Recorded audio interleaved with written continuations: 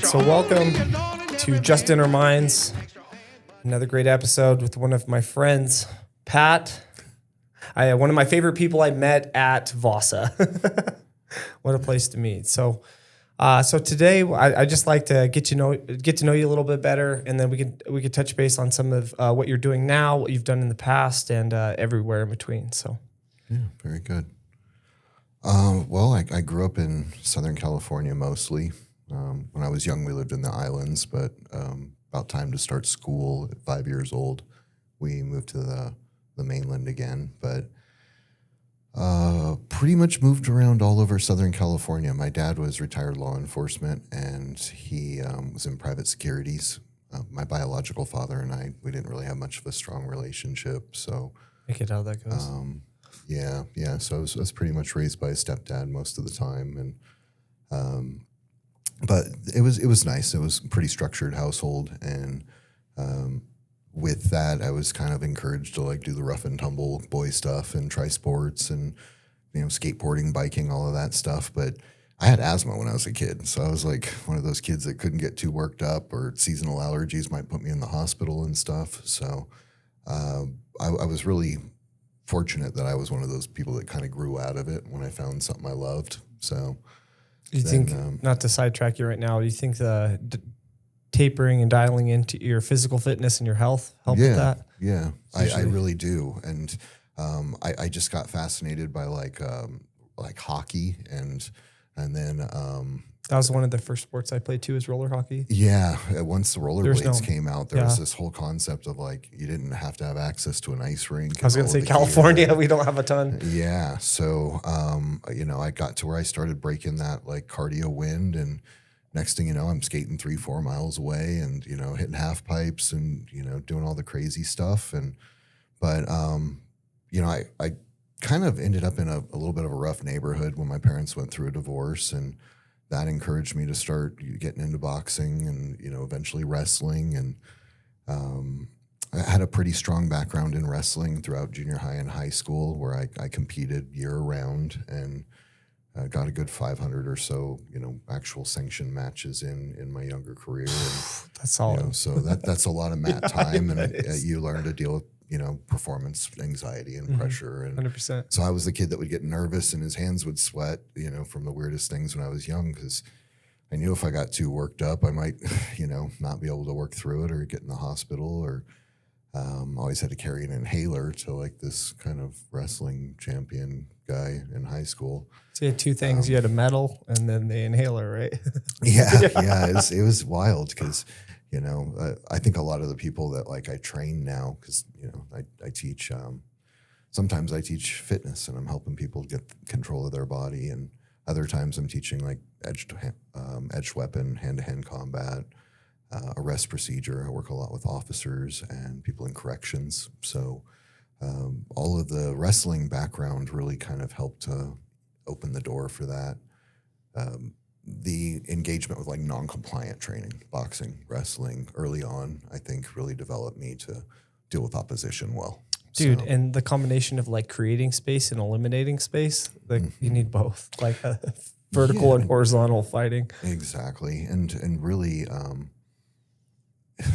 as a kid, last thing you wanted to be doing is like bludgeoning another kid when like a teacher walks up, right? So young on, just being able to control a situation and negotiate it and, force somebody to quit or else, it's a powerful tool. So I work a lot with young people more on that stuff. And then we get into more of the contact fighting as teens and as the threat changes. Yep. So I think that's the safest bet to go about things, is like understanding the biomechanics and the mechanisms and then teaching them the violence after, right? Yeah, well, yeah, you can always like turn on the viciousness, right? That's the part that like you want to be able to control. But good technique doesn't require the attributes to 100%. Back it up. So I was going to say technique. That's where I fall short sometimes, is like what I joke around is I have the autism, the athleticism, and then technique, like it's if you have those skills, but if you're just the average day person, the tech guy or this, that, or the other, you might not have the athleticism. But that's what jiu-jitsu and stuff is built for, it's honestly, and originally it's being able to have the technique to overcome the larger, stronger individual. Yeah, for sure. And I was fit when I was young, but I still wrestled 142 pounds as a senior in high school. That's not a big senior, you know, like I was 125 and 30, 35, 40, you know, and so learning good technique when you're small, I think forces you to like, you know, really rely on that because 9 times out of 10, the attributes weren't going to be on my side. 100%. So wrestling is great because they pitch you against another guy your size, but the real world doesn't exactly care. No, exactly. But yeah, so I really got into Eastern martial arts after the wrestling. Ended up having a rotator cuff reconstruction. When I was young, I wanted to go into the Army and was in the recruiting process for wanting to be on the Army wrestling team. I was doing really well at the time. I was one of the top wrestlers in California for freestyle and collegiate. And once my shoulder was out, it was like not even an option. Like recruiters wouldn't call back. So same with wrestling scholarships. So I went to junior college and wrestled on grants and things of that nature and just had some great opportunities still because I could coach and I could still participate and contribute something with the team that I was a part of. But I just really didn't feel like it was for me. And I was getting to the point where my general education was wrapping up and I needed to make some firm decisions about what I wanted to do. So I stopped going to college. I was going to say, I can't imagine you. Most people that are very hands-on individuals aren't the best in academics all the time. Yeah, like it just, whether they can graduate or not, it's just not for them. You know, it just really wasn't my thing. I mean, I've always had a pretty high IQ and was in gifted and talented education programs in California, and you know, they used to, you know, give me math books for the next year and things like that. But I don't know. I always felt like there was just a waste of time to it. You know, Yeah, I've been self-learning. Yep. You know, I've always been autodidactic. So for me to pick up a book and process it, or maybe read 3 books and focus on the commonalities amongst them rather than the differences, then I could gain a pretty good grasp of something and then go to a specialist and learn the difference. Yeah, exactly. Because you transmute it into your own life rather than just like regurgitating information. Yeah. And I did a lot of different work. You know, I owned my own like nursery supply with indoor gardening and things like that. And I did finish carpentry for a couple of years, building log cabins out in the wilderness. I've just always been drawn back to training. And at the time, my partner and I, we owned a nursery, and we had all the supplies and pallets of this and that. And it was just a lot of work, and a lot of people would just come in and waste a lot of your time and go buy something off the internet anyway. So I'm watching the decline of retail culture, and while I'm owning this store, and I'm kind of married to being in this spot 40, 50, 60 hours a week. It was affecting my relationship. So my business partner was like, why are we doing this? Like, you're not really happy doing this, and neither one of us really need to do this. Like, you're witty enough to figure out something else. And I was like, I don't know. I mean, it's what I'm good at. And she's like, you're good at a lot of things. Like, if you woke up tomorrow and you had all the money in your bank account that you could ever ask for, what would you do with your time? So I said, you know, I would just learn amazing things, and I'd find people that want to know them, and I'd teach them to them. Renaissance man, So, right?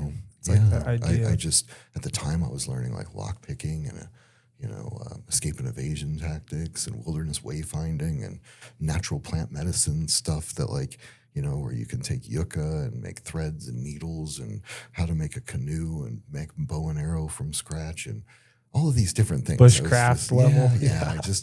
I was just in this massive learning stage in my life. And I was like, if I could just travel and teach people things, that seems like an amazing way to learn the world. What do you think sparked that potential? Because I've had a similar background when it comes to like creating from a rough area to live in. Would you think that's like survival tactics that you built, or what do you think that built that and created that mindset? Well, now looking back, I know that's what it was. But then I didn't know. I was just in this like permanent overdrive where I couldn't get too comfortable. and I didn't understand why. And only recently, in the past couple of years, have I really worked through a lot of the issues that I had about being good enough and realizing that all this overachieving is to make up for times that I felt weak or felt like I couldn't change the circumstances, or that I was just sick of getting the ass end of things, and getting chumped, getting bullied, having people for some reason think that I maybe had it better or something so I fought a lot growing up. And also being a high level individual, being intelligent and athletic, honestly, a lot of people tend to not care for it. Yeah, that's ostracizing enough without like already maybe having an ethnic difference or being the things minority of that nature. So I grew up in neighborhoods that were majorly ethnically diverse, where I was definitely the minority. But it's crazy because I still have friends of all backgrounds. Oh, same. And, yeah. I don't have hate in my heart that way. No. But I also have accountability for all people. I don't care, what you call yourself, what social constructs you subscribe to, POS is a POS. So 100%, there's no protected classes for me either. There's far directions in each side. Mental illness is mental illness. It doesn't matter what you identify with. Yeah, that, and as well as the issues of just social and ethnic constructs. I've seen this thing where it's like, you can't be racist against white people, and things like that. I can't even begin to understand. These are obviously people who have never experienced direct hate. And been, isolated and targeted because of something that they had no control over. So all of these things encouraged me to be the strongest version of myself that I could. And also, I didn't always make the best decisions when I was young. I liked going out and partying, and I liked going to clubs, and I liked doing things that are a little more high risk socially for a man to get challenged or get into a fight. And so when I started learning martial arts, I had an instructor that encouraged us to get a security job, get a bouncing job. So I started doing that stuff too. I started as young as around, I think I was 19 or 20 when I started at a country bar in Fresno called Jim's Place. And it was just a little redneck bar out on the edge of town. And I wasn't even old enough to drink there. But because I worked there, I could pull kegs. I couldn't serve, but I could work the door. I could run around. And so I remember not even being old enough to patronize the establishment, and I'm, checking people's IDs at the door, and if they give me lip, I got to run them off. And but I wrestled well enough to be able to handle most guys, but there's no punching in wrestling. So if I didn't start rounding some stuff off and figuring out other ways of solving my problems, I was going to have some serious voids. So. And I was going to say, and I think that's something that with most people's ego nowadays, or just in general, they don't understand that part of things. Like they don't dig deep into their weakest link. They focus on the strongest part of their chain. It feels good, It's like my students do that. They'll get in there and they'll work something they're real good at, and I'm like, okay, now do the box, and they're like, I can see, like, I call out a drill and they sink. I'm like, it's the one you suck at. You got to work. It's the punch you don't see, that 100%. Gets you.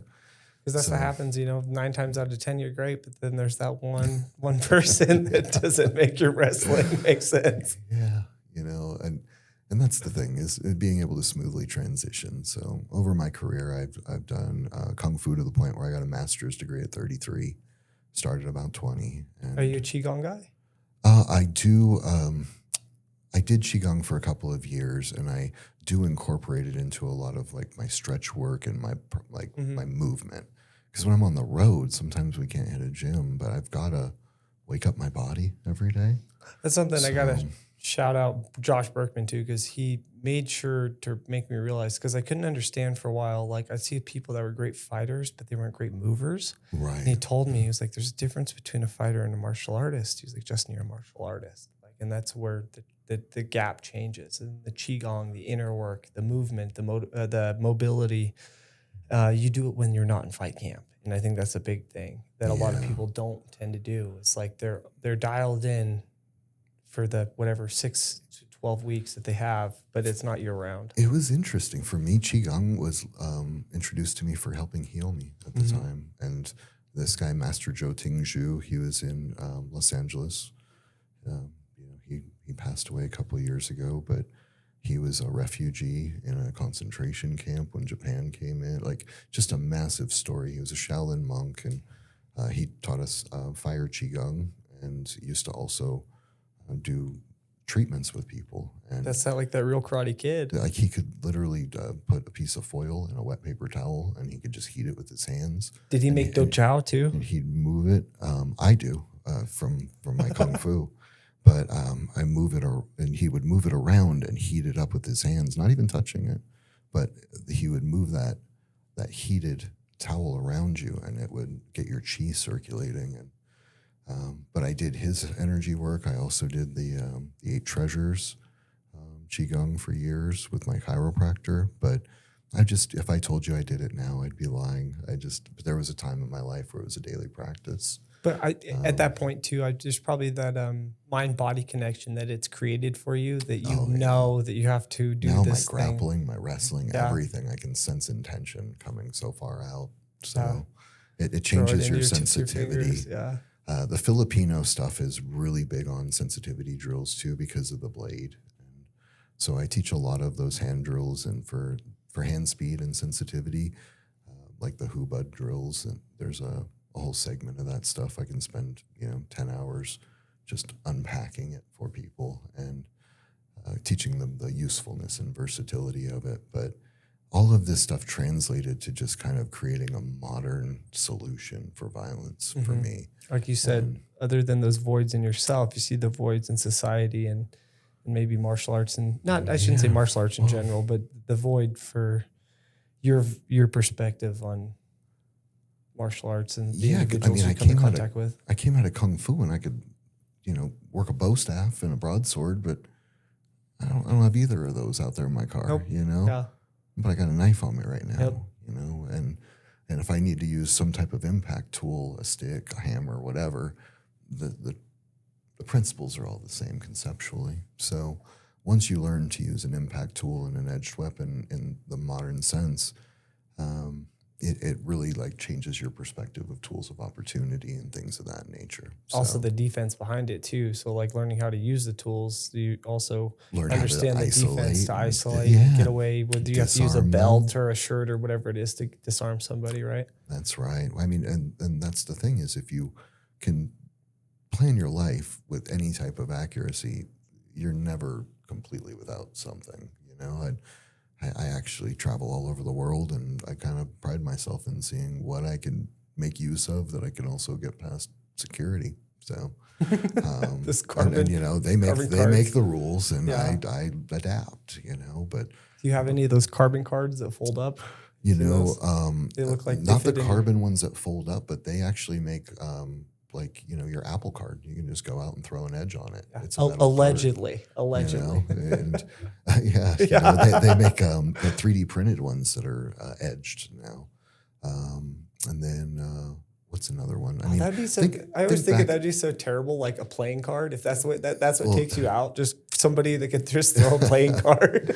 Think back 10 years ago, right? Like even taking like a compact disc and just breaking it in half. Like now you got 2 sharp pieces of plastic. I know, get killed by somebody's love 10 or whatever 10-song love track that their girlfriend made for them. I know, yeah, some mixtape. Yeah, Take a mixtape to the neck, So get taken out by a spawn of LimeWire. Yeah, right. Some Napster. So it's interesting. The more I got into the training, it became less martial art, because I started with sport, and boxing and wrestling, and then it got into Kung Fu. And I came out of Kung Fu, and I was 33, and people were calling me Master Patrick, and I was like, let's just drop that first part. Right. Like I didn't feel like I deserved this title. Other people didn't feel like I deserved the title because I was so young, and but I used to train 4 hours a day, 5-6 days a week, and I wanted it bad, and had something to prove. And I got done with that, and I was like, you know what? Like, Krav Maga seems like it's got the best solutions. I'm going to find a knife guy. So I found different knife instructors, and I started training privately with like this former Navy SEAL and a couple of other guys who were like renowned in what they did. And that's what I ended up finding, a guy that had a Kung Fu degree in the same Kung Fu I did for master from many, many decades before. And he also taught Krav Maga. So I started learning the principles of a defense system and the structure of it, a beginning and an end, less being held to objectivity or like discussion. There's a right way and a wrong way, and there's only one right way. You know, it's systemic, and they don't, or systematic, and they don't veer from that. Whereas in the art has leeway, you know, has interpretation. Mm-hmm. Theories and concepts. Yeah. It's non-dogmatic. And the thing is that with the system, you can teach it to somebody if they have a limited amount of time to learn. There weren't a lot of people that were wanting to learn Kung Fu for the rest of their damn life, you know? And as much as I hate to say it, even with the whole Karate Kid thing coming back around, martial arts is never probably going to be what it was in the like 70s, 80s when it was in its like heyday. You know, I mean, now we're lucky that we have like these bursts of Filipino being the flavor for like 5-6 years, and then Sealot coming in, and you know, a lot of it's influenced by culture and movies. And I don't know if you've ever seen The Raid or Ong Bak. Or, you know, some of these like you're like, oh my, that's what kickboxing could be. Yeah, like, you know, so it blows people's minds. Like that kick to the light. Yeah, and everything's so like neatly packaged for sport. Well, even if you look packaged for martial what do you think of John Wick? I mean, it's decent. I mean, it might not be as no, realistic, and it's but he did the work. Like, yeah, I mean, and you can his tell skills he there. knows how to move. Yeah, right. That's the thing. I think he's you watch like Jason Statham. Yep. You watch, you know, Keanu Reeves. You see some of these people, and you're like, okay, they've committed time to learning to move, and I respect that. There's other times where I put on something, and I might have even been looking forward to it, and I'm like, oh yeah, yeah. This could be a long 2 hours, you know? Because it's like, it would be like if you compose music or something, and you have to hear somebody screech nails on a chalkboard for a couple of hours. So, right. But yeah, anyhow, so I dedicated, now I've got about 30, almost 32 years into various forms of training, from starting as a kid, boxing, wrestling, and jiu-jitsu and judo. And what were, other than you pairing things together, what do you think were some of your biggest hurdles and the biggest missing puzzle pieces to your martial arts game over the last 30 years? I would say in the beginning, it was easy for me to let my ego get involved and wrestle my way out of most bad situations. Mm-hmm. And people would even see my Kung Fu, and they're like, it looks different. I'm like, yeah, because if it's not perfect, I make it work anyway. It's like the no-gi guys that don't go to gi jiu-jitsu. Yeah, and that's like where I'm at now, is that like I'm constantly humbled by going to jiu-jitsu. Like some of these competition blue belts are sneaky as hell, and I'm doing gi and no gi. I did gi for, you know, a long time in the beginning, and then when no gi became a thing, I stopped doing gi entirely because it reminded me of wrestling, and I felt no drag, high speed. Yep. Everything was like back to normal. And then now I'm literally putting on my 2-stripe white belt and going back in and starting with gi from scratch. And I'm you know, a lot of times I'm making stuff work, and there's a lot that just doesn't translate. And then all these blind spots with like the lapels and collars and 100%. Things. But it probably translates well to your craft overall. Absolutely, because you know, I think of it as winter and summer. You a long way. You know, yeah. And here where we live, there could be snow on the ground half the year, so somebody will have a parka or a hoodie, and leverage is not your advantage unless you're on your back in some of these situations. So, I mean, I still challenge myself. So I would say, you know, early on, am I getting better? Was a big resonating question that like can plague you, because a comparison, right? And in 1 week you do great. You have this thing, and you come back the next week, the same guy you went 10 for 10 with catches you with something twice, and you're like, damn. Yeah. Like one of my great instructors, his name was Ryan Spink. He has also passed away now. He used to say the 3 C's are the perfect way to like kill your motivation and to like break your own spirit. And it's compare, contrast, compete. And it's like the moment you start comparing where you're at to somebody else or contrasting or competing with somebody else, the only thing you should be focusing on is just being a little bit better than you were yesterday. And if you can just further your understanding even 1% better each day, all of a sudden that starts to add up. That Ryan Holiday rule, what is it? The book, Atomic Habits. Yeah. Yeah. And it's baby steps, but pushed out over, if I can be 300% better over the course of a year, because I'm working just 5 or 6 days a week, that's incredible. And having the awareness, right? Because I mean, you could dig deep in the side of the ego, and you don't fall into the fear of things. Like you don't let yourself absorb some of the failure and learn from the lessons. Yeah, that it's hard to get to that 300%. And truly being honest with yourself. Like I had this happen recently, but was like, yeah, but this is part of the process. I didn't feel like I was getting better in no-gi. I felt like I was kind of stagnant at brown belt and wasn't really getting over that curve to where I'm like attacking black belts and like after their ass. And then you have injuries and different things, and I'm old setbacks. now. People are still going. You're thinking about it. I look and I'm like, is that all gray hair? Yeah. And I'm trying to roll with these kids that are 20 and they're just full of piss and vinegar. And they have a different level. When you started, their level now is so much higher. I wasn't that good at 20. Yeah, their intro to jiu-jitsu is so much higher. They have YouTube and the price of Instagram. Admission is much higher now. Their bar of entry is so much different. Yeah. So it's different. I just said, you know what? Maybe it's time for me to go back to my roots. So I throw on the fucking gi and I hate it. I don't think I'll ever like it. Right. But I think that's why it's important for me to do it, dude. Yeah. Like we started this whole talk, Sauna Everybody pajamas works on are those hard, strengths, So for me at my age, being the source of authority or knowledge in my world that I have, my like little community, it's important for me to stay humbled. So as age becomes a real thing, has your transition for your technique changed? Apparently, sounded like you had a little more brute force and things going on into wrestling. Apparently, technique was there, but how is and I mean, it could be metaphysical and everything else under the sun too. For the question, yeah, quite a bit. I mean, I would have to say that when I trained Filipino martial arts, I had a couple of instructors that gave me a lot of information, but I didn't know how to fight it. And I ended up finding this grandmaster from the Philippines that was living in California. It was a couple-hour drive each way. And I go there every Saturday, every Sunday, and go home, sleep in my bed. And I would train with this guy and his family for like 5 hours or so. We'd do stairs, we'd run beaches, we'd fight, do ladder drills. He trained us like boxers. Once we were exhausted, then we got to pick up our sticks, put on our armor, and fight. We had nothing left in the tank, And I trained with them for like 1.5 years, almost 2 years, and I was a national champion at the end of it. But I was on a team full of world champions. Like, make no mistake. It sounds impressive. I was still a nobody in the grand scheme of things because they were all that good. Mm-hmm. I went to the Worlds. I placed in the top 5.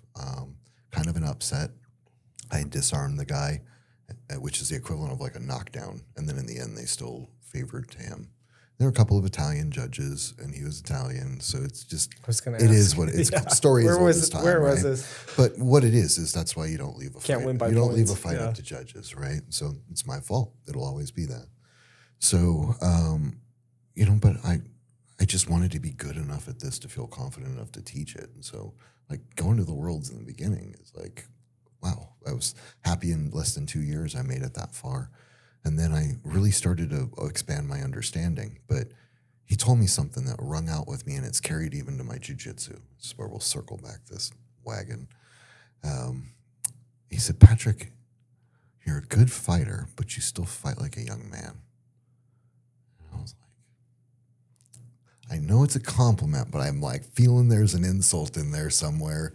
And he just said, the sooner you learn to fight like an old man, the longer you'll be able to fight as an old man. And I was like, shit. Here I am, like, all quick and savvy and, bobbing, weaving, ducking, But all that's going to fade with time. Checkers to chess, right? Yeah, and playing that long game and, like, having good technique that doesn't rely on attributes, right? So with my jiu-jitsu, I've started to kind of get more smothery, crushy, smeary. Like, I'm not going to let somebody just get on top of me and like punish me and pulverize me. From bottom, all I do is change position. Bottom to top. That's the only priority. If something shows up along the way, I'll attack it. But from the bottom, I'm not trying to attack because it doesn't translate to self-defense.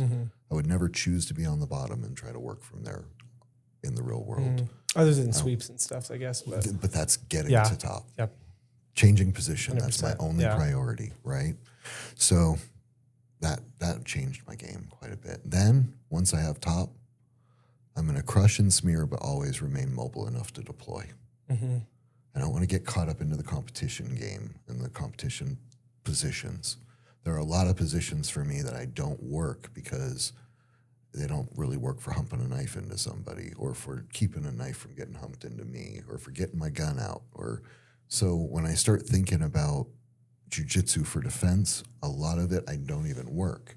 So I get all these weird things that show up that are not really my strength positions, but I still got to control and negotiate them. But I'm not trying to use my strength. And then just realizing like the easiest way to make this all stop is to tap.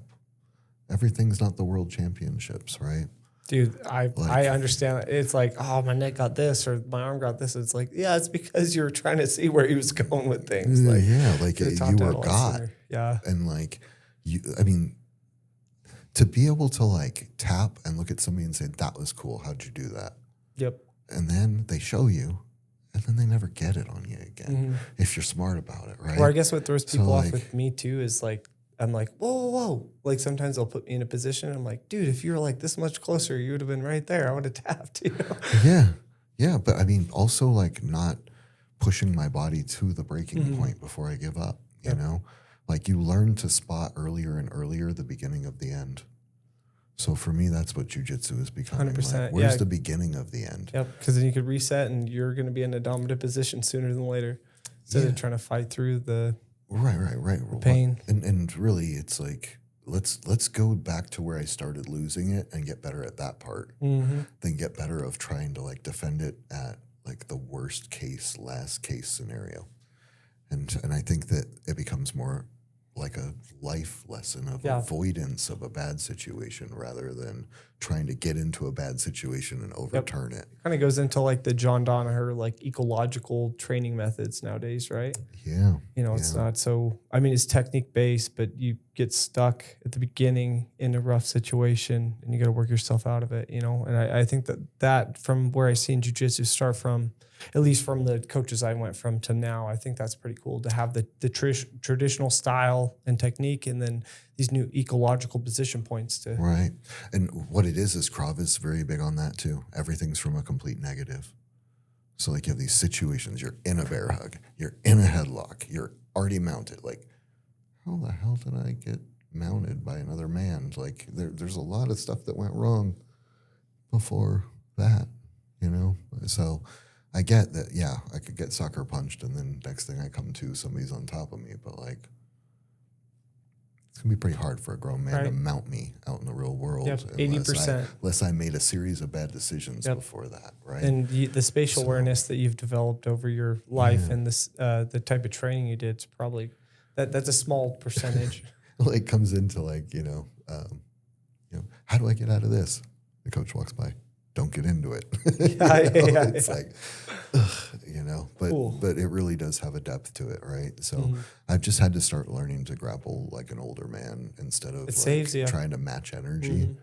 So, but I have an amazing coach. There's kind of a small lineage of guys around here that learned under Walt Bayless. And it's a lot more like American catch wrestling, top pressure, crushy, smeary, sheery, like nasty.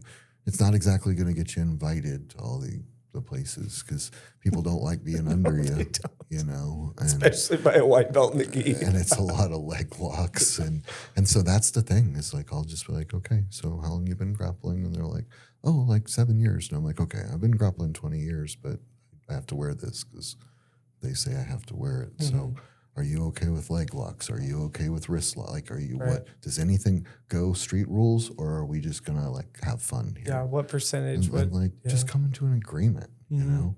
Because like we do with something called flow grappling, where we go and you put me into a submission. And as soon as I feel like you have it, I'm going to tap. And then from there, I don't want you to let go. I just want you to like release the tension a little bit. No, just stay on it. But don't crank it so hard that I can't start negotiating a defense. And now all of a sudden, when I put you in a high shoulder lock, I get to see how you would get out of it.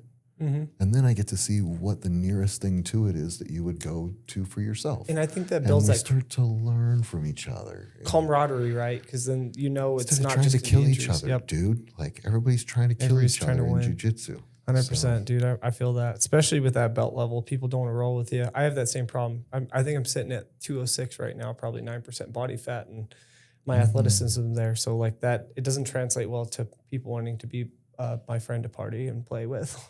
Yeah. And especially if you like being on top. Like if you'll play a bottom game, then you're not pressuring them. You're not like taking the air out of them all the time. There's not weight on their ribs all the time. Like, you know, my coach is like, Patrick, they should be able to breathe out all they want. That's it. Like if they can't breathe in and you can just crush that diaphragm, they can exhale all they want, but they're going to want you off of them. And the most satisfying thing for me is somebody to just be like, okay, tap. I'm like, I'm not doing anything. Like, just get off of me. Just get off of me. You just take the soul out of them. Just smother It's a long them, 5 minutes. You know?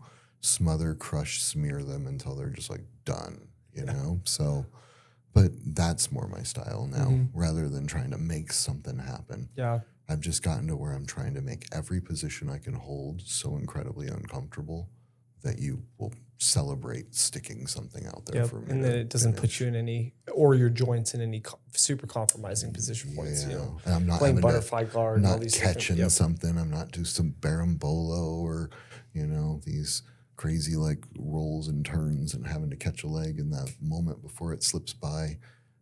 I try to keep everything's like an iceberg, just crushing and smearing. So, but yeah, and that translates well with knife. The minute my knife is out, shock knife, we train all of this stuff super high pressure, and now you get stress response. You're paying a price, physically discomfort. So you start learning to isolate things and still work the rest of your body. Where things get really weird, I think, with grappling is the minute a weapon comes in, people get fixation. So they either are only using the weapon or they're only focusing on the weapon and they forget all the rest of their body could be doing their jiu-jitsu. 100%. So and that's where technique and skill comes in, right? Because you do the 10,000 reps or the 10,000 reps of that one kick.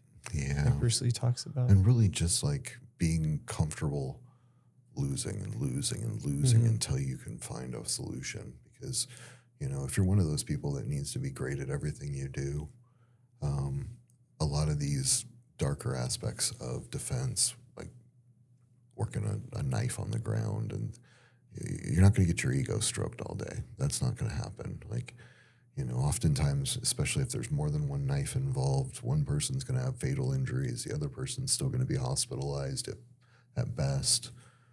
You know, I mean, I remember hearing a saying that when two lions approach each other in the Serengeti, you know, the loser dies and the winner's maimed for life. So, you know, when you start bringing two knives into the spectrum, everything gets enhanced. No, you see those alpha lions that have been around the block for a while, and they don't look like they're a winner. Yeah. They have one eye, they had some near losses. Yeah.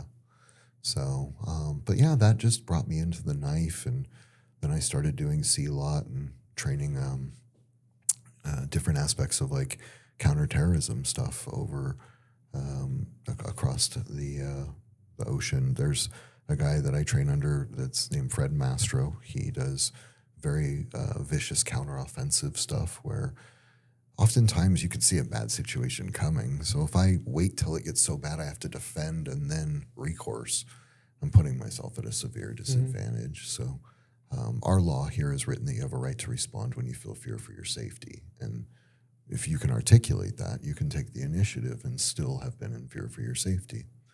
So I went over there, started learning a lot of this stuff. They deal with a lot of extremists. So you have to be vicious and have that access to that counteroffensive principle and be able to employ that with impact weapons and edged weapons as well. So I think that gave me something that was pretty unique. A lot of people hadn't seen it here when I had gone over, and so I became one of the leading kind of instructors for that in the United States. But really just when I came to Utah, I had to leave the immediate access to all my instructors. And that's when I was lucky enough to find Charlie. He's Charlie Mann, my jiu-jitsu coach.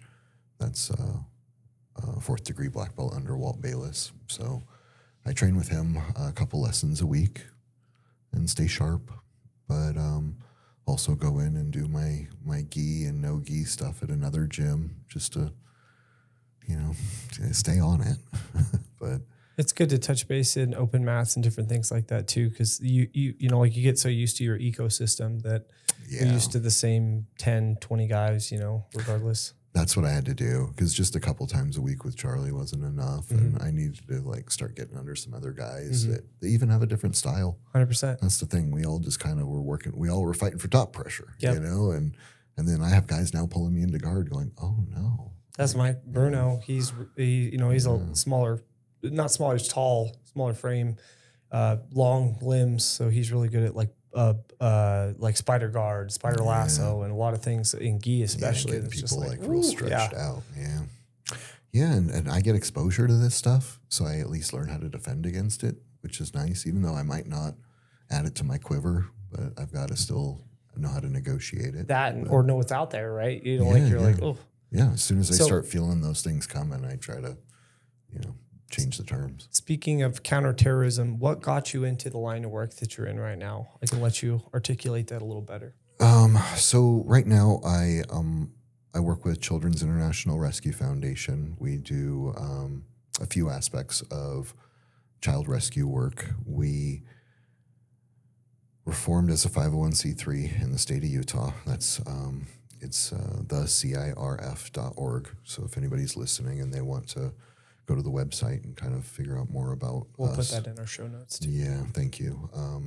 They were formed because there were a lot of rescue foundations and organizations out there that used to do good work, but as the bureaucracy started growing, it's like there was a lot more red tape to get work done. So these guys broke off, started their own rescue foundation, and primarily we work in Central and South America doing undercover operations. And we work with the Colombian government and law enforcement and the prosecutors and attorney general. And, we were able to form like a multi-jurisdictional task force and go undercover. And we pull enough evidence to where they can get prosecutions and rescue the children and give them a second chance on life.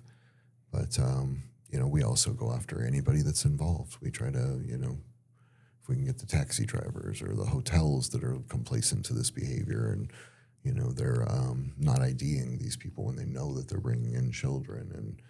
And so, there's a lot of moving parts to it. And with that comes corruption and organized crime, gangs, cartels, things of this nature. So generally when we do undercover work, we're forming a target package. We get that to the people who need adequate evidence, and then they come in and do a takedown and rescue the kids. Then we partner with aftercare companies that come in and they provide relocation, therapy, substance abuse treatment, occupational knowledge, and some form of a second chance on life. So they handle the after. But we also recently started doing trainings for other task forces to give them the skills that we have, because in Africa, for instance, I just got back in January from going to Zambia, and we trained their first counter-human trafficking task force. So they were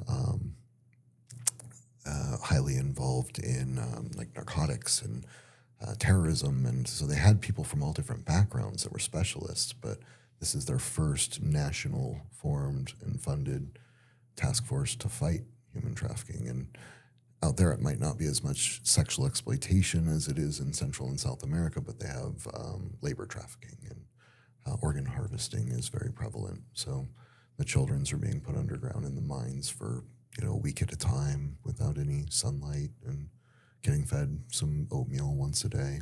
So it's incredible. They come and convince the parents to sign away the rights to their children, to put them in the mines in hopes that they'll get some money or something for the work they're doing, and they indenture them into so much debt. It's debt slavery.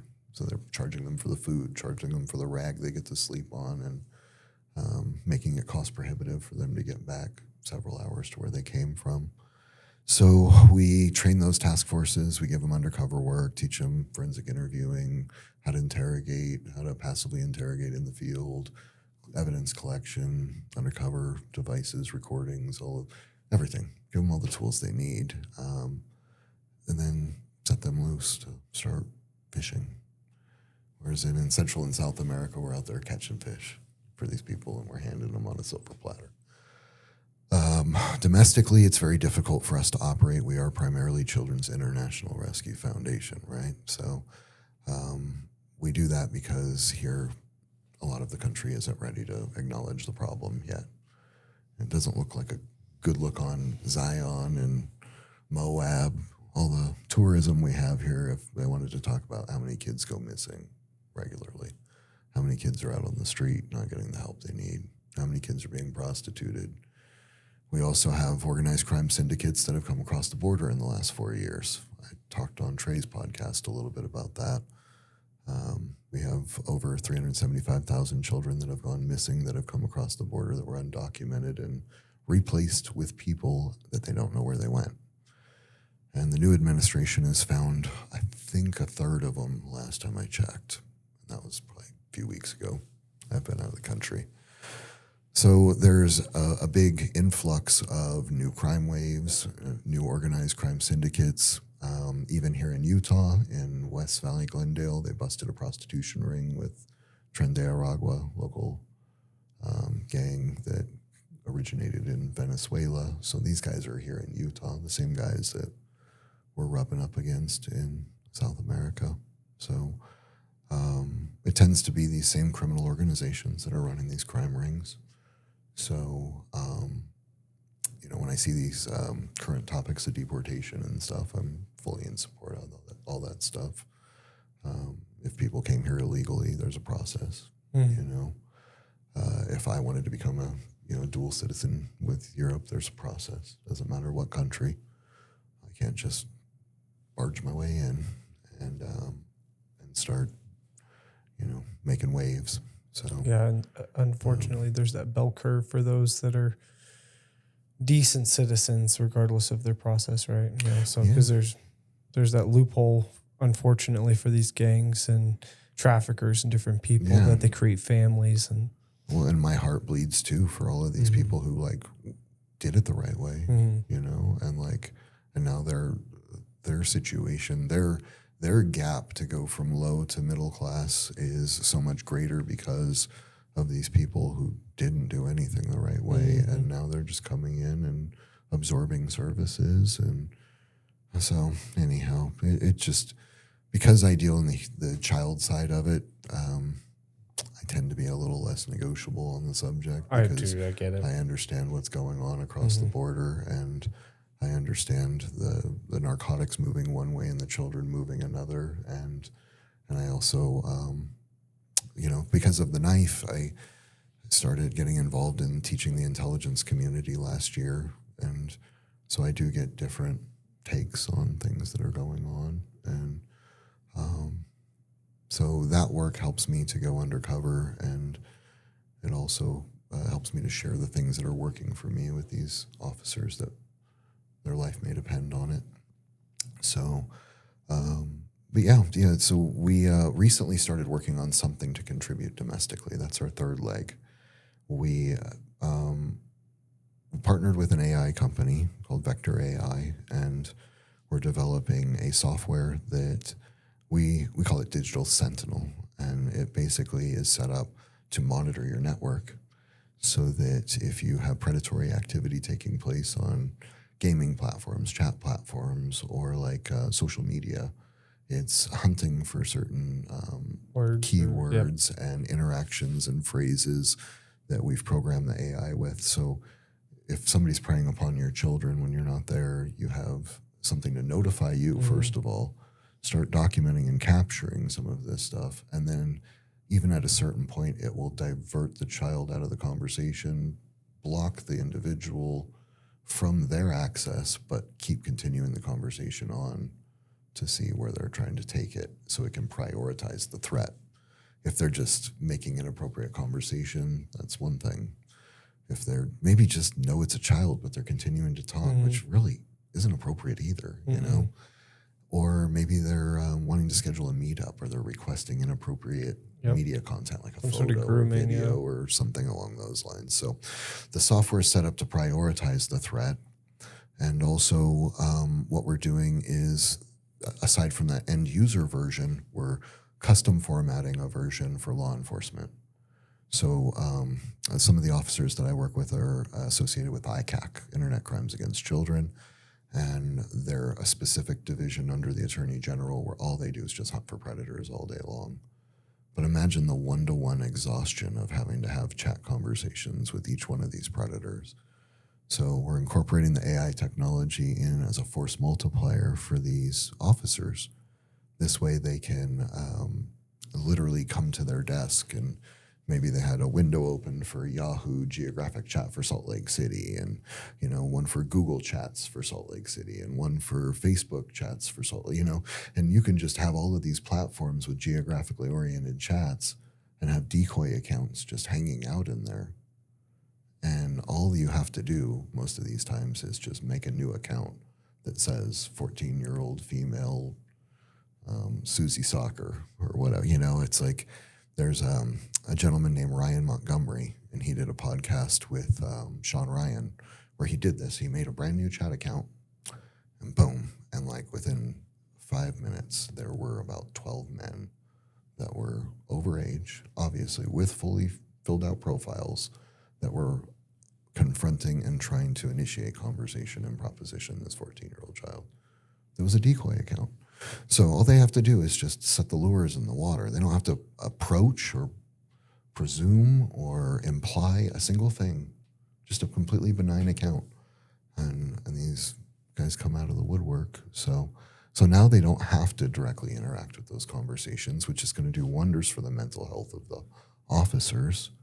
They have such a short shelf life in this type of work, like the operators that do the work I do, that it becomes a matter of preserving that spirit, because every time you go into a dark place, you leave a little bit of yourself behind.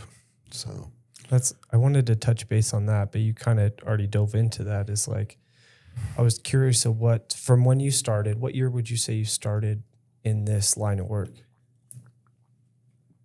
Started, I would say, 7 years ago.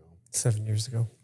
Yeah, I was dating a girl, and we had separated, and her young daughter was killed in a car accident about a year after we separated. And around that time, I was training a lot of guys that were doing the type of work I do now.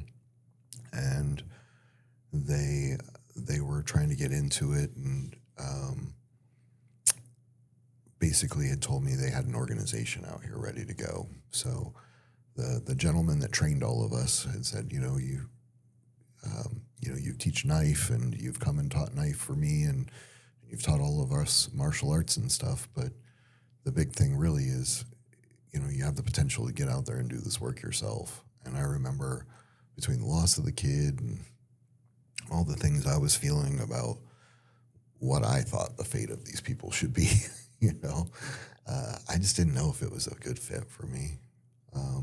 I went home and I had to think about it for a while. He told me, he's like, you could do this. You have the skills most people want to have.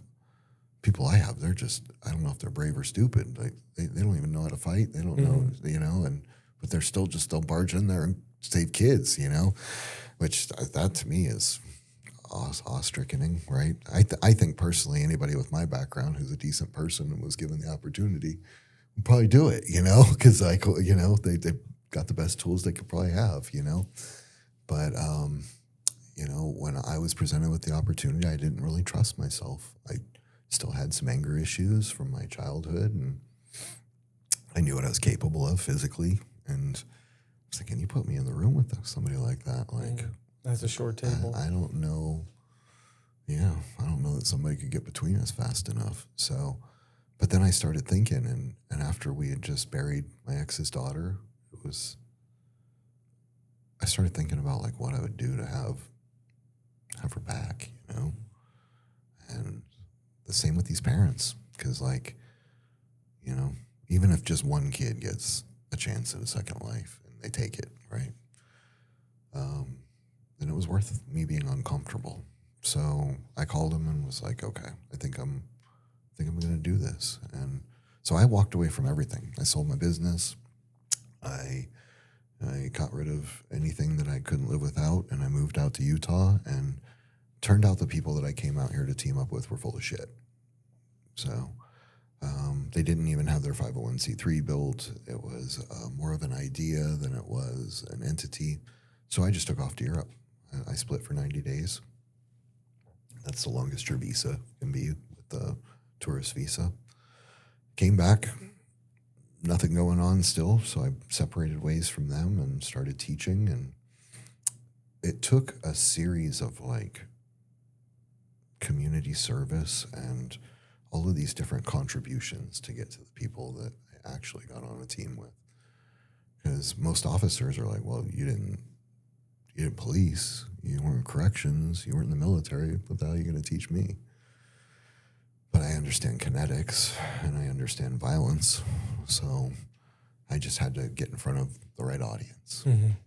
So after a while, I found my place here. I got into a state of alignment, and one of the officers I was teaching I was just in a bad mood one day, and he's like, what's your problem? And I was like, I just don't even know what the fuck I'm doing here, man. Like, I was in the Mecca for martial arts. I had all my teachers at my fingertips, and I came out here to get involved in saving kids.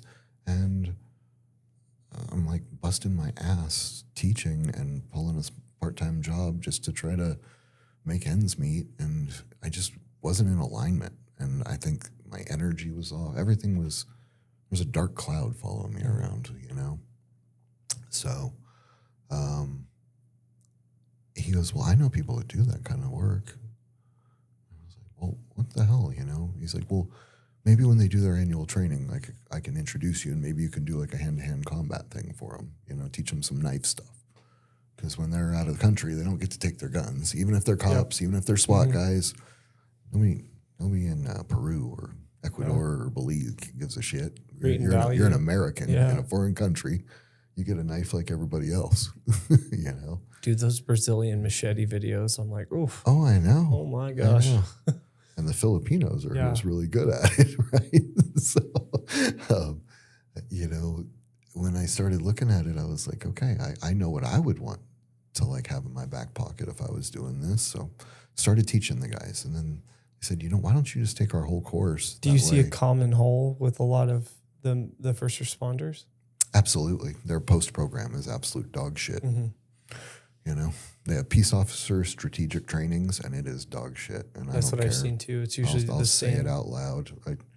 There's no post instructor that uses post techniques alone. You know, anybody who's in there that's worth a crap is going to jujitsu on their own, or they were a wrestler in high school and college. I'm just telling you, like, I trained 2 officers this morning that are in the academy. And they'll go in there and they'll dominate because I'm teaching them how to get out of stuff for real, not that post shit. That post stuff will get you killed, you know? And it sucks because at one point they had strong tactics, but you got a guy who knew what he was doing, who taught a guy, who taught a guy, who taught a guy, and nobody's ever going back and playing cleanup. And so they're like 75% of the way there, but they're missing the 25% that makes it work.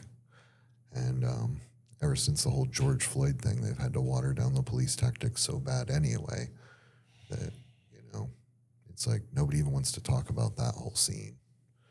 The fact that the autopsy came back for fentanyl, but they never even touched upon it again. But they had already redone and revamped all of the post tactics. So now they can't even put a knee across the small of their back or a knee across their shoulders. So it's ridiculous to see, like, how they've declawed defensive tactics for law enforcement, you know. But when I'm teaching military, the mission objective is to survive. So they're starting at the opposite end of the spectrum, right? Versus control and lethal force last. Yeah. So And it's unfortunate too, even with military, their like combatives training is like 10% of what they think it is. yeah, that was kind of one of the comments that I heard a lot from the majors and the commanders when I was working with the intelligence community, is that my training resembled the training that they got when they were in the military. And I was like, wow, I don't do this red card shit. You know, you want to quit, you leave my class, and you report to your officer that you didn't finish. I am not rolling over. There's one standard. Everybody faces it. Everybody will participate if you want to complete it. It's your name on the line, right? It's life or death for them. Yeah. You don't want to be the cause of that issue. And it's like, I'm not there to cater to their feelings or any of that. There's no politics there for you. It's your it's your package deal. No, it's about survival. So I take the things that I've learned throughout my background, and then right now, we just got back from doing 10 days down in South America, and this most recent one, it was kind of hectic. There were multiple criminal organizations operating all within the same urban area, and there's only so much I can really say right now. But we were able to be successful. We were able to figure out various layers of corruption that are connected to it, and we'll provide continuing support and testimonies for our law enforcement partners to get the case closed. But the struggle with what we're doing right now is always funding. None of our board of directors draw a wage. We don't take a salary.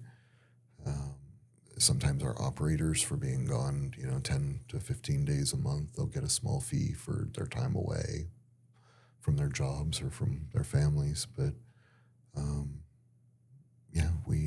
we put all of the money towards the operations to make sure that it goes to these kids. And what are some sources, while we're on the topic, that people can help? Right now we're in a massive hunt for new surveillance equipment. Right now, all of the Chinese surveillance equipment that we're using, it damages SD cards, and it may have a thing where the battery will get so low it'll zoom in on you, and we don't have good video, but we have audio, and all of these little things that we have people that are going into these countries, and when we get there, the law enforcement doesn't even have they don't even have stationery, or they're still working off file cabinets. They don't have computers. So we've had to build up our law enforcement partners from nothing, but our operators, for us to get vaccines, for us to go and get travel meds, all of these things end up becoming investments for us. Do you guys even have a medic on hand? No, we had 3 guys go undercover the whole time with local intelligence and juvenile justice this last time.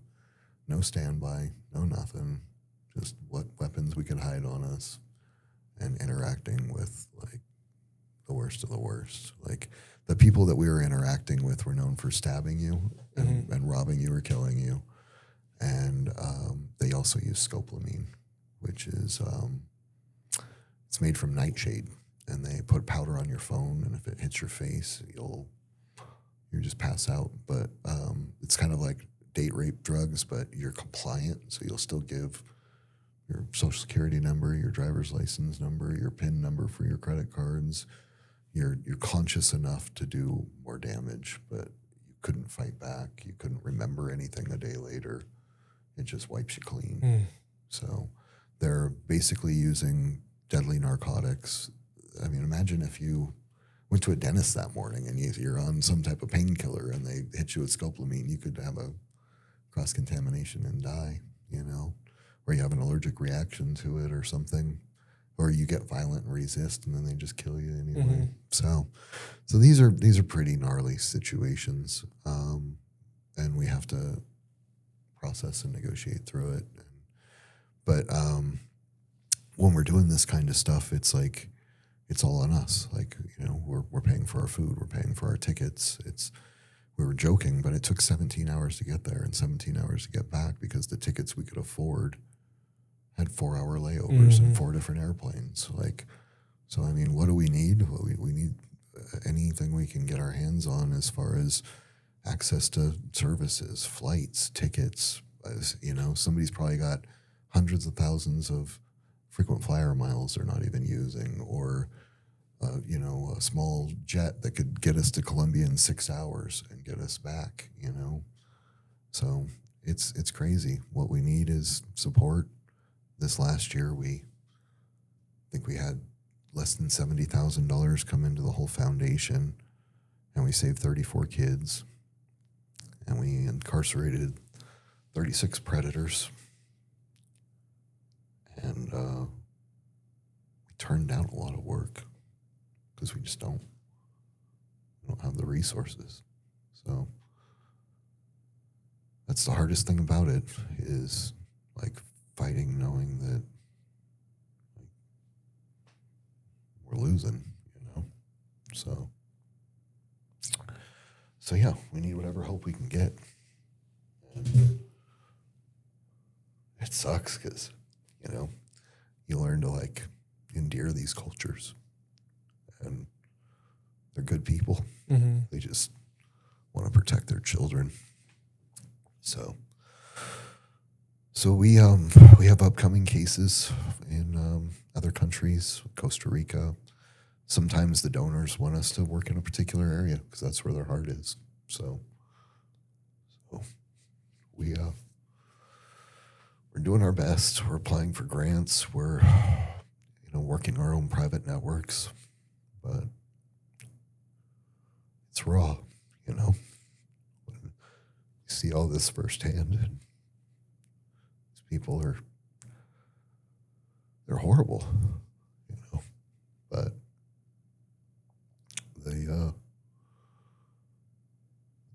they've got to be stopped, and we're going to keep going. It's just our organization. The majority of these guys, they have full-time jobs. They work in enforcement. They work in medical aid. They are veterans that are retired. They're given everything they've got. So at this point, we call on the community. But it's tough. The movement itself has had some blows to it lately. There have been foundations and organizations that have drug it through the mud. But there's still people out doing good work. And, you know, we try to be really careful who we associate with, who we partner with. One wrong move, and you are who you hang with. So, but it's been an amazing experience. I feel very blessed to be where I'm at. 100%, dude. You're doing the Lord's work. You're an archangel of sorts, you know. Like I said, I think anybody with my background would probably do the same thing. Yeah, you know? I wanted to ask. Would you say I'm guessing you said 7 years, so about 2017, 2018, probably when you got really started. Yeah. Have you seen leaps and bounds forward since you started, or would you say it's gotten more complicated, more difficult? Sounds like with the different organizations that have been doing the work, it seems like it's in social media and things like that. There's less that seems like it's under the rug nowadays. But still, that's only a view from my perspective on the outside of things. I think there were peaks and troughs. I think that at one point there was an amazing momentum that was generated, and it was a movement that people were proud to support. And I think that a couple of black eyes on that between some of the most well-known foundations out there have caused people to retract. And I've had people that I know supported the movement, and they've just said, you know, we've just decided to go a different direction. Like when people at the end of the year only have so much to give, they want to know that it's going somewhere where it's making a difference. And when you start hearing that some of these founders are taking, you know, $400,000, $500,000 a year out of their own foundation, dumping it into political office, having their own indiscretions, it disheartens people. Like, we had donations go down. There's no reason why they should be going down after they had hit a peak. So financially, I could see it. I could see right when it happened. But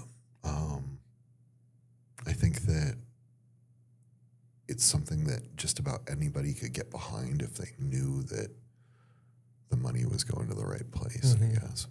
So I've talked about this before on another podcast. There's a website called Give Freely. And this is just an example. But you can go to one of these websites and put in whatever your favorite charity is. And it'll rank them. And it'll let you know how much their CEO makes, how much their board directors makes. Because 501c3s, if they're truly a not-for-profit, it's all public record. So, I tell people we're fully transparent. None of us pull a wage. If anything, like I said, our operators might get a fee for and it doesn't even match their vacation time they're losing. Just so they're capable of helping. But if their food's paid for, their tickets are paid for, but it's not enough. All the money is going towards the undercover investigation and getting cell phone SIM cards, surveillance devices. The majority of the stuff that we capture all has to be left with them, and it becomes evidence. So it's tricky, I take first aid kit. I take travel meds. I have a full-on contingency plan if things were to go bad. So it's a whole process when we think of all the ways we prepare, and not just that aspect, but like mental health, like making sure that they have access to therapy. My guys have access to retreats at a reasonable rate to where, if they need to offload this stuff, they have a means to. So, fuck, man, if you don't feel it, you just don't have a soul, Yeah, and then there's that like compartmentalizing thing that doesn't always end up in the right direction.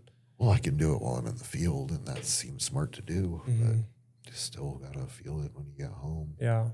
I just got home 2 days ago.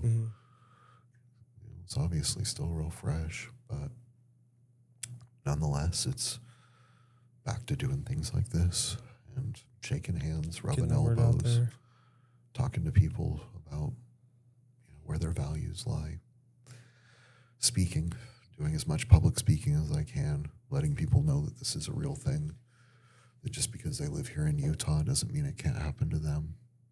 So the same guys that we run into in these countries, they are here, and they will opportunize on your children if you're not careful. It seems like they're the growing rate for inner city, right? For the most part, anywhere there's an airport. Yeah, and a lot of times, really, it just has to do with predatory behavior. Like if you think of like in the wild, right? You're not gonna chase a herd until something breaks off. You kind of are looking for something that's stray, and those traits can emulate into self-esteem. So a predator's generally looking for easy prey, and they look for children that carry themselves with poor posture or lousy situational awareness, or maybe they're too trusting or naive, and so there are certain key traits that generally are exploited. So communicating with your children, making sure that they have a self-confidence and a self-worth that doesn't allow them to be seduced. These subtle little things that you can do to really give your child a suit of armor. I think that these are important to talk about in the community, because this is the prevention. This is like we were talking about with the jiu-jitsu. This is the not getting into the bad situation. Well, while we're on the topic, what would you say are your top 3 ways to suit the armor for these children? Well, I would say that it'd be better for me to just focus on confidence building. The seduction that these predators use is by trying to provide something that they're not getting, telling them that they're intelligent, telling them that they're beautiful, a place of belonging. A lot of these kids, they didn't have a chance to start with. So they've got a broken home. There's nobody at home telling them anything positive about themselves.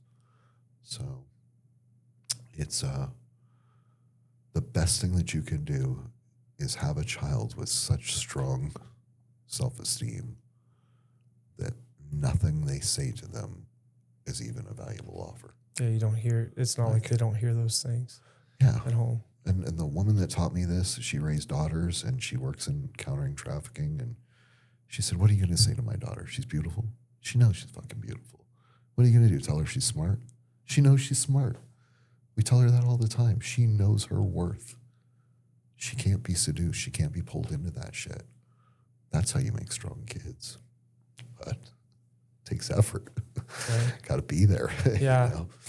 It's hard nowadays too, even if there are parents involved, like so many of them work 9 to 5s that are a long time. There's no one home. Yeah, it's rough.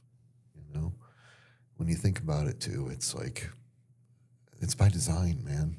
You know, everybody thinks it's like, oh yeah, well, inflation my ass. You know, this was all by design so that they could get our kids in the public schooling system and indoctrinate them for all this bullshit we're dealing with now. This is something that happened a long time ago because they wanted to have 2 taxable incomes in every house. It was the Rockefellers, right? The Rockefellers and the Carnegies. Mm-hmm. Yeah. And they pushed women's suffrage to trick women. There were more women that were fighting against women's suffrage than there were fighting for it because they didn't want to have to go to work full time like their husbands. They wanted to raise their families. Yeah. Well, I think the big time when that started happening was in that World War II when all the men left and they got drafted, and then the women had to fill in those jobs. My grandma was one of them. Yep, they put them in riveting factories. Yep. That's where you started seeing these Yep. My grandma was one of them. She did the coal mine, and she's the first person that she was like, you started doing welding? I was like, yeah. She's like, do you do oxyacetylene or arc welding? And I was like, what, Grandma? And she was like, I used to work on a Navy vessel. And she explained that she used to weld the propellers on. And I'm like, what? Yeah, what? I'd be impressed. I MIG weld. You know, when she said that, I was like, huh? It's just like high class soldering. Yeah. No, it's crazy, man. We've been sold a package of goods, you know, and our children are suffering for it. They're vulnerable. It takes a village, you know. Until men plant seeds of trees, they'll never feel the shade. We'll be in the 100%. Same situation. So it takes us all doing it. And it's funny because, like, I fly 16 hours away to save these kids, right? And the same sons of bitches that are doing this are 20 minutes away from here. So it's like I plead to people to solidify their front because it could happen here. You know, we're doing the work there, but we're taking it to the front line. We're trying to take down these whole organizations if we can help it. But to do that, we have to like put ourselves right there in the danger to do it. So you know, I get it. That's not what everybody can do, but you can have those difficult conversations in your community. You can like acknowledge at least the pink elephant in the room. And like, the sooner you can do that, the less keeps getting brushed over and stacking up, right? And the less reactive we'll be to it. People could actually stand a chance at like being proactive, you know, because let's face it, if you're not even going to acknowledge it, it's kind of hard to address the problem. I feel like that's one of the biggest growing things in our society is avoidance. Yeah. It's getting easier and easier. Yeah, and that's the thing. Like I said with my people, I try to extend my network to make sure that they've got access to mental health retreats. They have access to a decent therapist who's not going to judge them and will understand what they're going through. But it really helps that all my guys were all there for each other. If I ever needed to call up one of the guys that I was just in the field with and talk to them about what we experienced, they'd be there for me, you know. But it's also nice to know you have professionals that can give you tools to negotiate through it. And that's it to too. Get curious about your emotions and process it. The longer you work with those professionals, the more skills you can take home, so you can be a greater listening ear for some of these individuals. Yeah, and I think that me being willing to do it myself kind of maybe help them to see like that it has value. It does, you know? 100%. Because, like I said, I had like just a dark cloud that followed me around, and now now it's like I'm so fucking happy all the time when I'm back here. It's crazy because like I just catch myself staring at the mountains a little longer, and you know, It's a great place to not in such a lose rush it, at the stoplight or whatever, and just grateful every time I go out of the country and I do this work. It gives me a factory reset on gratitude and appreciation that I could have never anticipated. So, you know, it's great work, and it makes all the rest of that shit make sense. You know, Right. all the fighting, Yeah. all the bouncing, all the security stuff. Now it has a place where it actually fits. You know. So When's I mean, I know these are things that can't really. Are you head back out soon? we have another open case in the same country in a different city and we probably shouldn't go back where we were for quite some time. So, yeah, they want me to go back, but we'll see. You know, the big thing is we like them to try to get as far along as they can before we start sending out resources. Like we can't do everything. We might only be able to afford to go out 1 to 2 times, and so yeah, but there's always more work than we can handle. It's just a matter of now we're juggling funding between building the software, going to Africa and training guys, and doing undercover operations. And as much as I hate to say it, the undercover operations are the most expensive of it all, because flights, lodging, food, Time.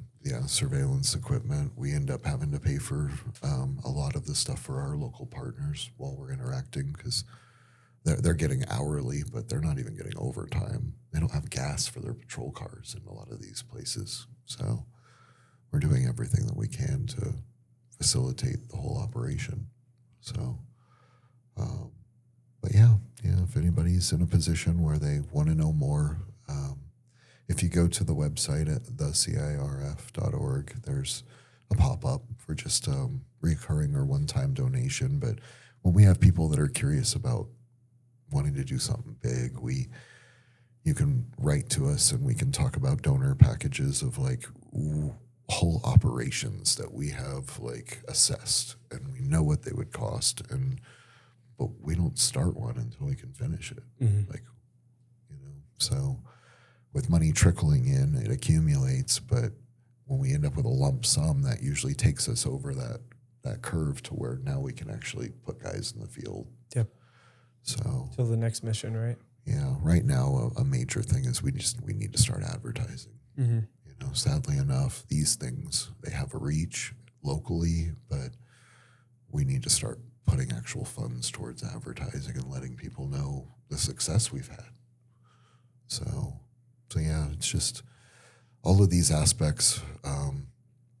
You know, whenever we can get somebody that wants to show support, we've just tried to see what we can do. We've done some local fundraisers. We just did a big biker run where we had a bunch of guys that, you know, for the local Punishers Motorcycle Club. They're big against domestic violence and child abuse.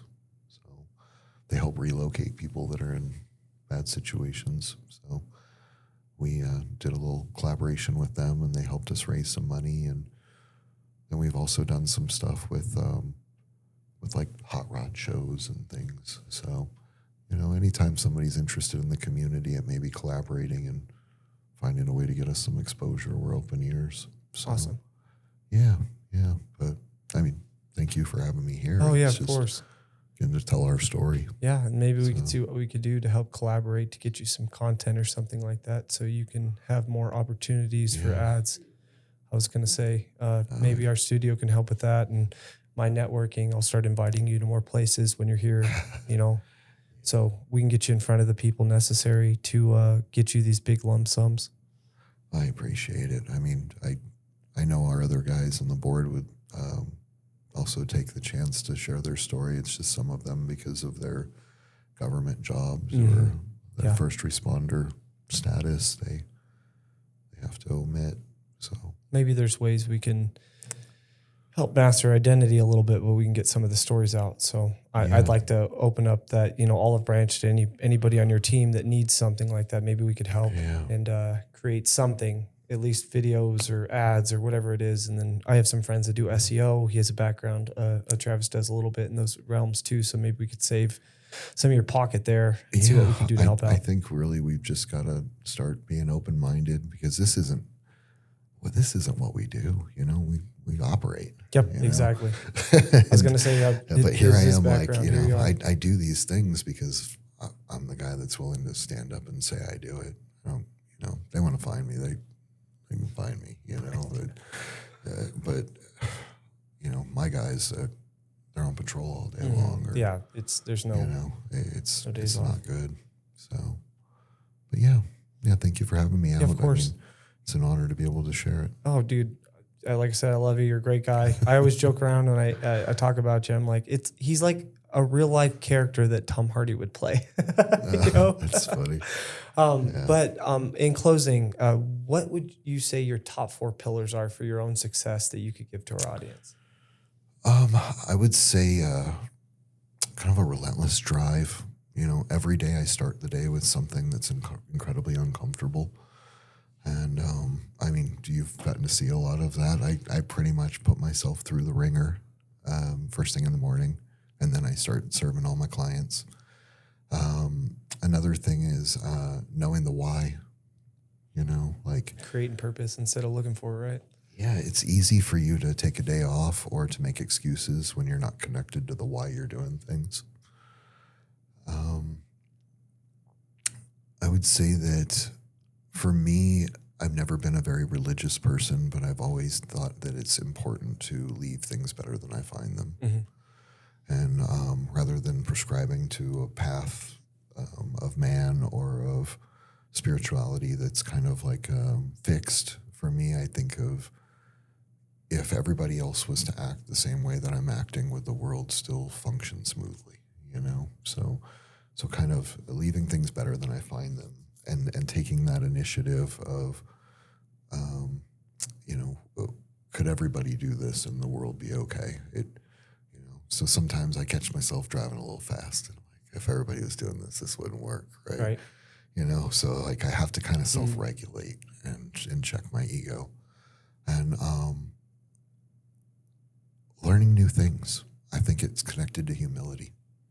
Being forever the student. Yeah. Like right now, I could easily kind of get comfortable and tuck my thumb in my belt and just tell people what to do for the rest of my life. But I think that not having that humility in my life on a weekly basis would affect my character. So I constantly put myself in situations that are difficult, whether it's physically, mentally, emotionally. Mm-hmm. And I think it makes me a better person because 100%. Of it. It makes me more compassionate. Yeah, and the gratitude you've developed, right? Because if you're a red personality, the A-type, and you're constantly going, you need that gratitude. You need those things to ground you again, right? Yeah, because it's easy for me to just kind of disassociate from people's feelings and just focus on the agenda. And I think that gratitude and appreciation slows me down a little. And, like I've worked real hard, and I think now I need to enjoy it's just like your new it's like your new polarities and new concepts for jiu-jitsu and movement in general, right? It's like having that grounding and slowing it down a little bit and being okay with being the gray sideburn man that has to learn from a different aspect and not so much from athleticism. Yeah, it's been interesting, but in general, just humbling myself. Mm-hmm. Like I do saunas and cold plunges and all kinds of stuff just to shake it up and keep myself guessing. But, I think that being familiar with discomfort is part of being a man and part of the connection that we have to being providers and protectors and all of those things. That's one of my favorite things to tell people. People are like, comfort kills. Yeah, slowly. What do you train for? I was like, well, somebody's got to make our ancestors proud. And really, I think that I'm just like when we think of like anxiety and things, it's misplaced useful energy. 100%. That we used to have to use to survive. So. Our solo podcast that we released this morning, that's one of the things I ask people is like, when did you stop with recess? It's like somewhere around middle school. And that's when anxiety starts, when you stop having fun, when you stop playing. Going outside and playing hardcore. We were taught how to stand up and talk. And then as soon as we learn how to do that successfully, they tell us to shut up and sit down. And then we go into school. Then we lose recess. We don't get to hang out with the homies. And then that turns into bars and this, that, and the other in the evenings, Yeah, that's why I love my teaching. I mean, I kind of hit the jackpot because I pretty much just play with my friends and get paid for it. Yeah, MMA, jiu-jitsu, all that stuff. We just roll around. Do what I love every day. Exactly. 100%. But it gives me the time I need, I do okay with that to where if they need me, I can just drop what I'm doing. The clients all understand. If they don't support it, they're probably not going to be a great client for me anyway. 100%. It's a two-way street there. But it works. So where can people find you, and where can people find your business, and how can we donate? So donations to the CIRF.org. That's CIRF, Children's International Rescue Foundation.